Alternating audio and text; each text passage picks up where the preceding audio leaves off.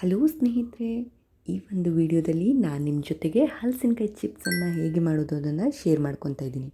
ತುಂಬಾ ಮಳೆ ಬರ್ತಾ ಇದೆ ಅಲ್ವಾ, ಗರಿಗರಿಯಾಗಿರೋಂಥ ಚಿಪ್ಸನ್ನು ಹೇಗೆ ಮಾಡೋದು ಅನ್ನೋದನ್ನು ನಿಮ್ಮ ಜೊತೆ ಶೇರ್ ಮಾಡ್ಕೋತೀನಿ. ಹಾಗಿದ್ರೆ ತಡ ಮಾಡೋದು ಯಾಕೆ? ಫಸ್ಟ್ ಟೈಮ್ ಏನಾದರೂ ನನ್ನ ಚಾನಲ್ನ ನೋಡ್ತಾ ಇದ್ದರೆ ಸಬ್ಸ್ಕ್ರೈಬ್ ಮಾಡ್ಕೊಳ್ಳಿ.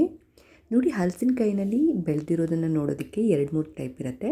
ಈ ರೀತಿಯಾಗಿ ಮುಳ್ಳು ದೊಡ್ಡದಾಗಿದ್ದರೆ ಕೂಡ ಅದು ಬೆಳೆದಿರುತ್ತೆ, ಕೆಲವೊಂದು ಚಿಕ್ಕದಾಗಿದ್ದರೂ ಕೂಡ ಬೆಳೆದಿರುತ್ತೆ. ಸ್ವಲ್ಪ ನೋಡಿ ತೊಗೋಬೇಕಾಗತ್ತೆ. ನಾನು ಈ ರೀತಿಯಾಗಿ ಬಾಳೆ ಎಲೆಗಳನ್ನು ಹರಡಿಟ್ಕೊಂಡಿದ್ದೀನಿ. ಹಾಗೆ ಹಲಸಿನಕಾಯಿನ ಹೊರಗಡೆ ಇರುವಂಥ ಸಿಪ್ಪೆನ ಅಂದರೆ ಮುಳ್ಳುಗಳನ್ನು ಈ ರೀತಿಯಾಗಿ ನಾವು ಕೆತ್ಕೊತೀವಿ. ಇದೇ ರೀತಿಯಾಗಿ ಮಾಡಬೇಕು ಅಂತ ಏನೂ ಇಲ್ಲ, ಬಟ್ ತುಂಬಾ ಮೇಣಗಳೆಲ್ಲ ಇರುತ್ತಲ್ಲ, ಅದಕ್ಕೋಸ್ಕರ ನಾವು ಈ ರೀತಿಯಾಗಿ ಅದನ್ನು ಕಟ್ ಮಾಡ್ಕೊಂಡ್ಬಿಟ್ಟು ಆಮೇಲೆ ಹೊರಗಡೆ ಮುಳ್ಳನ್ನು ತೆಗೆದುಬಿಟ್ಟು ಆನಂತರ ಈ ರೀತಿಯಾಗಿ ಬಿಡಿಸ್ಕೊತೀವಿ. ಹಾಗೆ ಅದರ ಇದನ್ನು ಮೂಗನ್ನೆಲ್ಲ ತೆಗೆದುಬಿಟ್ಟು ಒಂದೊಂದೇ ಸೊಳೆಗಳನ್ನು ತುಂಬ ನೀಟಾಗಿ ಬಿಡಿಸ್ಕೊತೀವಿ. ಇದಾದ ನಂತರ ಏನು ಮಾಡ್ತೀವಿ ಅಂತ ಅಂದ್ಬಿಟ್ರೆ, ಈ ಒಂದು ಹಲಸಿನಕಾಯಿ ಈಗ ಫುಲ್ ರೆಡಿಯಾಗಿದೆ ನೋಡಿ, ಕ್ಲೀನಾಗಿದೆ. ಇದನ್ನು ಚಿಕ್ಕದಾಗಿ ಈ ರೀತಿಯಾಗಿ ಕಟ್ ಮಾಡ್ಕೊತೀವಿ. ನಿಮಗೆ ಯಾವ ಸೈಜಿಗೆ ಬೇಕು, ತುಂಬ ದಪ್ಪ ಸೊಳೆ ಆಗಿದ್ದರೆ ತುಂಬ ತೆಳ್ಳಗೆ ಮಾಡ್ಕೊಳ್ಳಿ, ಇಲ್ಲ ನಾರ್ಮಲಾಗಿ ಮಾಡಿಕೊಂಡ್ರೆ ಸಾಕು.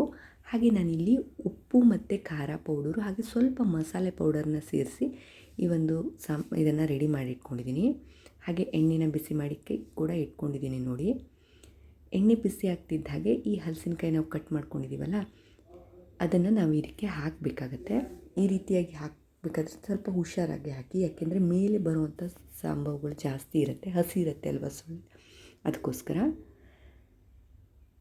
ತುಂಬ ಹಾಕಬೇಕು. ಎಣ್ಣೆಯಲ್ಲಿ ಮುಳುಗೋಷ್ಟು ಹಾಕಿಡಿ, ಯಾಕೆ ಅಂತಂದರೆ ಆಮೇಲೆ ಅದು ಗರಿಗರಿ ಆಗ್ತಾ ಬಂದಾಗೆ ಕಡಿಮೆ ಆಗಿಬಿಡತ್ತೆ. ಸೊ ಸ್ವಲ್ಪ ಜಾಸ್ತಿ ಹಾಕ್ಕೊಂಡ್ರೆ ನಡೆಯುತ್ತೆ. ಇದಾದ ನಂತರ ನಾನು ತೆಗೆದಿದ್ದೀನಿ. ತೆಗೆದಾದ್ಮೇಲೆ ಒಂದು ಪಾತ್ರೆಗೆ ಹಾಕಿಬಿಟ್ಟು ಅದಕ್ಕೆ ನಾನು ಉಪ್ಪು ಖಾರ ಮಾಡಿ ಮಿಕ್ಸ್ ಮಾಡ್ಕೊಂಡಿದ್ದೆ ಅಲ್ವ, ಆ ಸಾಂಬಾರು ಪೌಡ್ರನ್ನ ಇದಕ್ಕೆ ಮಿಕ್ಸ್ ಮಾಡ್ತಾಯಿದ್ದೀವಿ. ಸ್ನೇಹಿತರೆ, ಬೇಕಾದರೆ ನೀವು ಸೊಳೆಯನ್ನು ಒಲೆಗೆ ಹಾಕಿರ್ತೀವಲ್ಲ, ಆವಾಗಲೇ ಅಲ್ಲಿ ಉಪ್ಪು ನೀರು ಕೂಡ ಹಾಕ್ಕೋಬೋದು. ಬಟ್ ಉಪ್ಪು ನೀರು ಹಾಕೋದ್ರಿಂದ ನಿಮ್ಮ ಎಣ್ಣೆ ಬೇರೆ ಕಲರ್ಗೂ ಬೇಗ ತಿರುಗಿಬಿಡುತ್ತೆ, ಮತ್ತು ಎಣ್ಣೆ ಕೂಡ ಉಪ್ಪಿನ ಅಂಶವನ್ನು ಹೀರ್ಕೊಂಡ್ಬಿಟ್ಬಿಡುತ್ತೆ. ಅದಕ್ಕೆ ನಾನಿಲ್ಲಿ ಸಪ್ರೇಟಾಗಿ ಹಾಕ್ಕೊತಾ ಇದ್ದೀನಿ. ನೋಡಿ, ಈಗ ತುಂಬ ಚೆನ್ನಾಗಿ ಕಲರ್ ಕೂಡ ಬರ್ತಾಯಿದೆ. ಇದಕ್ಕೆ ಖಾರ ಪೌಡ್ರನ್ನ ಮಿಕ್ಸ್ ಮಾಡಿರೋದ್ರಿಂದ ನೋಡಿ, ಬೇಯ್ತಾ ಇರಬೇಕಾದ್ರೆ ನಿಮಗೆ ಗೊತ್ತಾಗತ್ತೆ ಎಷ್ಟು ಕಲರ್ ತಿರುಗಿದೆ ಅನ್ನೋದು. ತಿರುಗಾದ್ಮೇಲೆ ಇದನ್ನು ತೆಗಿಯೋಕ್ಕಡ್ಡಿಲ್ಲ.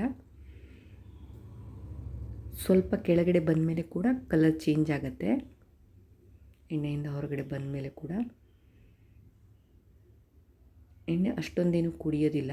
ನೀವು ಬೇಕಾದರೆ ಯಾವುದೇ ಎಣ್ಣೆಲಿ ಕರಿಬೋದು, ಕೊಬ್ಬರಿ ಎಣ್ಣೆಲಿ ಕೂಡ ಕರಿಬೋದು. ಬಟ್ ಕೊಬ್ಬರಿ ಎಣ್ಣೆಲಿ ಕಡಿದ್ರೆ ಬೇಗ ನೀವು ಯೂಸ್ ಮಾಡಿ ಖಾಲಿ ಮಾಡಬೇಕಾಗತ್ತೆ. ಇದನ್ನು ತಿಂಗಳಾನುಗಟ್ಟಲೆ ಕೂಡ ನೀವು ಇಟ್ಕೋಬೋದು. ಮಳೆಗಾಲಕ್ಕೋಸ್ಕರ ಶೇಖರಣೆ ಮಾಡಿ ಇಟ್ಕೋಬೋದು. 3-4 ತಿಂಗಳ ಕಾಲ ಇರುತ್ತೆ ಇದು ಮಾಡಿಟ್ರೆ. ನೋಡಿ, ಈಗ ರೆಡಿಯಾಗಿದೆ ಇದು. ನೋಡಿ, ಈ ಒಂದು ಚಿಪ್ಸು ಈಗ ರೆಡಿಯಾಗಿದೆ ಹಲಸಿನಕಾಯ್ದು. ಹಾಗೆ ಇದನ್ನು ನೀವು ಟೀ, ಕಾಫಿ ಎಲ್ಲದ್ರ ಜೊತೆಗೂ ಕೂಡ ತೊಗೋಬೋದು. ನೀವು ಆಲ್ರೆಡಿ ಈ ಒಂದು ರೆಸಿಪಿನ ಮಾಡಿದರೆ ಹೇಗಿತ್ತು ಅಂತ ಕಮೆಂಟಲ್ಲಿ ತಿಳಿಸೋಕ್ಕೆ ಮರಿಬೇಡಿ ಸ್ನೇಹಿತರೆ. Thank you.